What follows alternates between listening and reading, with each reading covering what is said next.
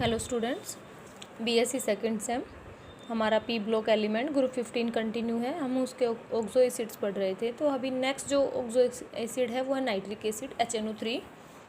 तो देखिए N is in +5 oxidation state. जब भी हम नाइट्रिक एसिड की बात करते हैं तो उसमें जो नाइट्रोजन होती है उसकी ऑक्सीडेशन स्टेट +5 होती है। इसके बाद in laboratory it is prepared by heating a mixture of sodium nitrate and concentrated sulphuric acid. इसको जो लेबोरेटरी होती है उसमें कैसे प्रिपेयर किया जाता है, जब भी सोडियम नाइट्रेट का रिएक्शन कराते हैं हम सल्फ्यूरिक एसिड के साथ तो वहाँ पे हमें मिलता है NaHSO4 और HNO3। The industrial scale prepared by oxidation of NH3 with the air at about 1000 degree Celsius in presence of platinum gas। इसको हम ओस्टवाल प्रोसेस भी बोलते हैं। अमोनिया को ऑक्सीडेशन कराते हैं तो हमें क्या मिलता है, हमें यहाँ पे नाइट्रिक ऑक्साइड मिलती है और वाटर मिलता है। नाइट्रिक ऑक्साइड को फर्दर ऑक्सीडाइज किया जाता है और वो किस में चेंज हो जाता है, नाइट्रोजन डाइऑक्साइड में चेंज होता है। देखिए in the presence of excess air.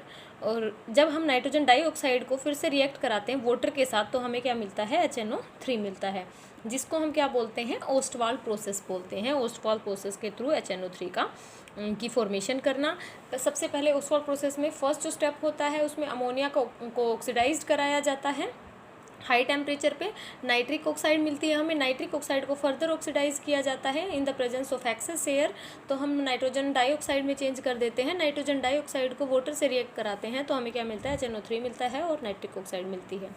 Next देखिए atmospheric N2 and O2 combine to form nitric oxide in an electric arc. This is known as Birkeland और Adel process। जब भी हम एटमॉस्फेयर में जो N2 और O2 होती है उनको कंबाइन करते हैं तो वो नाइट्रिक ऑक्साइड में चेंज होती है। नाइट्रिक ऑक्साइड को ऑक्सीडाइज किया जाता है नाइट्रोजन पर ऑक्साइड में, then dissolve in water to give nitric acid. इसके बाद उसको फिर से हम क्या करते हैं, वाटर में डिजोल्व करते हैं और ऑक्सीजन के साथ रिएक्ट कराते हैं तो हमें क्या मिलता है, यहाँ पे नाइट्रिक एसिड मिलता है। इसके बाद कुछ प्रॉपर्टीज़ हैं नाइट्रिक एसिड की। प्रॉपर्टीज़ ऑफ नाइट्रिक एसिड में पढ़ते हैं हम, कलरलेस लिक्विड होता है, बॉइलिंग पॉइंट 84 डिग्री सेल्सियस होता है and freezes to a white solid at -42 degree Celsius. It often turn yellow in colour due to its photochemical decomposition to give NO2। जब भी इसका फोटोकेमिकल डिकम्पोजिशन होता है तो ये येलो कलर में चेंज हो जाता है वाइट से, और इसका जब डिकम्पोजिशन होता है तो ये NO2 में चेंज होता है, H2O में और O2 में। येलो कलर में be remove by the bubbling of dry air through it. जब भी इसमें से ड्राई एयर को पास कराया जाता है, बबलिंग कराई जाती है तो येलो कलर को फिर से किस में चेंज किया जा सकता है, वाइट में कराया जा सकता है, यानी कि येलो कलर को रिमूव किया जा सकता है।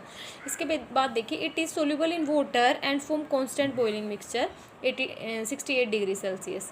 इसके बाद एसिडिक प्रॉपर्टीज़ हैं, it is a strong acid and it aqueous solutions are fully ionise. जब भी हम इसके मिक्सचर की बात करते हैं, जो हमारा नाइट्रिक एसिड है, जब भी हम उसको आयनाइज करते हैं तो वो कम्प्लीटली आयनाइज हो जाता है और H पॉजिटिव आयंस देता है हमें। इस कारण ये हमारा जो होता है स्ट्रॉन्ग एसिड होता है। और जब इसको आयनाइज कराते हैं तो देखिए हमें क्या मिलता है, हाइड्रोनियम आयन मिलता है और NO3 नेगेटिव मिलता है। थर्मल स्टेबिलिटी की बात करी जाए, pure acid is unstable and decompose on heating as. जो प्योर एसिड होता है बिल्कुल HNO3 वो बहुत ही अनस्टेबल होता है, जब उसको हीट किया जाता है तो डिकम्पोज हो जाता है नाइट्रोजन डाइऑक्साइड में, वाटर में एंड ऑक्सीजन में। इसके बाद देखिए ऑक्सीडाइजिंग एजेंट। ऑक्सीडाइजिंग एजेंट की अगर हम बात करें यहाँ पे तो ऑक्सीडाइजिंग एजेंट में strong oxidising agent as it has a tendency to give nascent oxygen.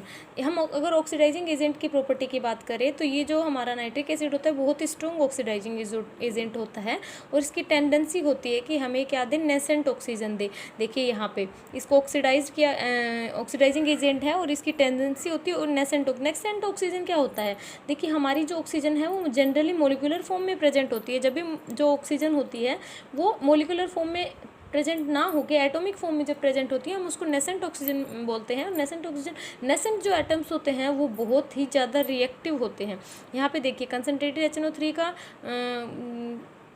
Oxidising agent दिखाया गया है यहाँ पे, और नेसेंट ऑक्सीजन दिखाई है यहाँ पे डाइल्यूट का दिखाया गया है।